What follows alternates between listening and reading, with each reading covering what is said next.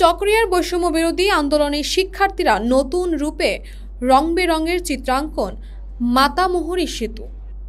শিক্ষার্থীরা সকাল থেকে বিকাল পর্যন্ত বিভিন্ন ইভেন্টে অংশ নেন।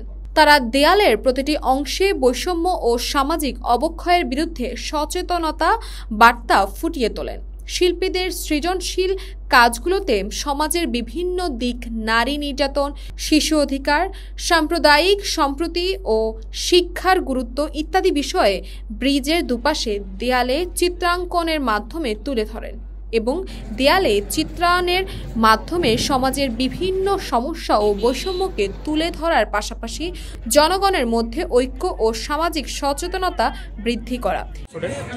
আমরা একটা টিম, স্বপ্ন উন্নয়ন টিম। আমরা এই টিমে হচ্ছে যে বিভিন্ন যে কাজ করেছি, আমরা চকরিয়া পাইলট হাই স্কুলে কাজ করেছি, আমরা হচ্ছে চকরিয়া গ্রামার স্কুলে কাজ করেছি, থানা থেকে চকরিয়া উপজেলা পর্যন্ত আমরা কাজ করেছি এবং এই ব্রিজের কাজটা শুরু করেছি গত 3 দিন আগে থেকে আমরা এই কাজটা শুরু করেছি এবং অনেক বার্তা দিয়েছি। আমরা সামাজিক সচেতনামূলক অনেক বার্তা দিয়েছি এই দেওয়ালে।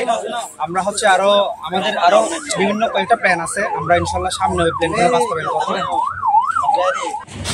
আমরা আসলে এই চিত্রাঙ্কনের মধ্য দিয়ে বোঝাতে চাচ্ছি ছাত্ররা সব কিছুই পারে।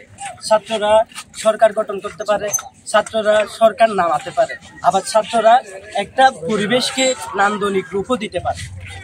আমাদের এই চকরিয়ার মধ্যে আমরা স্বপ্নপূরণ টিম চকরিয়া ব্রিজে, মাতামুহুরী ব্রিজে যে দেয়াল লিখন কর্মসূচি শুরু করছি, এটা আসলে এখানকার চকরিয়ার নান্দনিক পরিবেশটা বৃদ্ধি করার জন্য।